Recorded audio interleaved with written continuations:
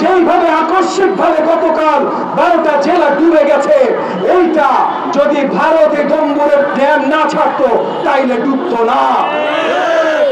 এইটার জবাব ভারতকে দিতে হবে। আমি প্রথমেই ধন্যবাদ জানাই বৈষম্য বিরোধী ছাত্র আন্দোলনে যত ছাত্র নেতারা, যত দলের ছাত্র সংগঠন এবং ছাত্র নেতারা অংশগ্রহণ করেছিলেন। আজকে তাদের মধ্যে যারা এখানে উপস্থিত আছেন, বক্তব্য রেখেছেন এবং গত 2 মাস ধরে যারা রাজপথে ছিলেন, যারা এই কাশিবাদ হাসিনা সরকারের অত্যাচার সহ্য করেছেন, যাদের জন্য আজকে আমরা এই নতুন আলোর মুখ দেখতে পেরেছি, তাদেরকে ধন্যবাদ জানিয়ে আমার বক্তব্য শুরু করতে চাই। একই সাথে আমি দোয়া করছি, দোয়া রাখছি এবং দুঃখ প্রকাশ করছি উত্তরাঞ্চলের ফেনী, কুমিল্লা, নোয়াখালী সবচেয়ে বেশি ক্ষতিগ্রস্ত হয়েছে, কিন্তু একই সাথে সিলেট, মৌলভীবাজার, ব্রাহ্মণবাড়িয়া, চিটাগং 10 থেকে 12টা বাংলাদেশের জেলার জনগণ, 30 লক্ষের উপরে বাংলাদেশের জনগণ এখন ভূমিহারা হয়েছে বিভৎস এক বন্যার কারণে।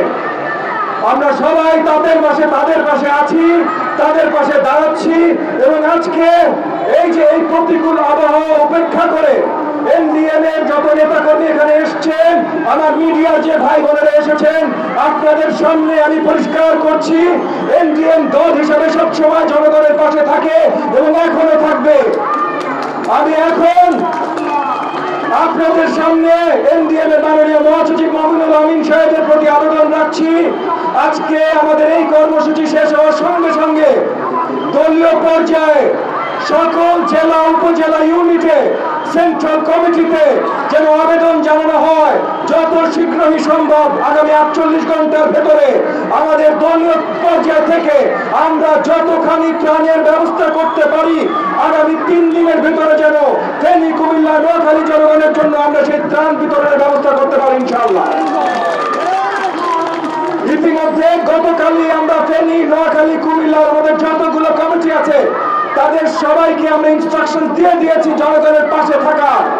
তবে অত্যন্ত দুঃখজনক হলো সত্যি যে আমাদের ওই কমিটির অনেকের নেতৃত্বে যারা আছে তাদেরই অনেকের বাসা ডুবে গেছে।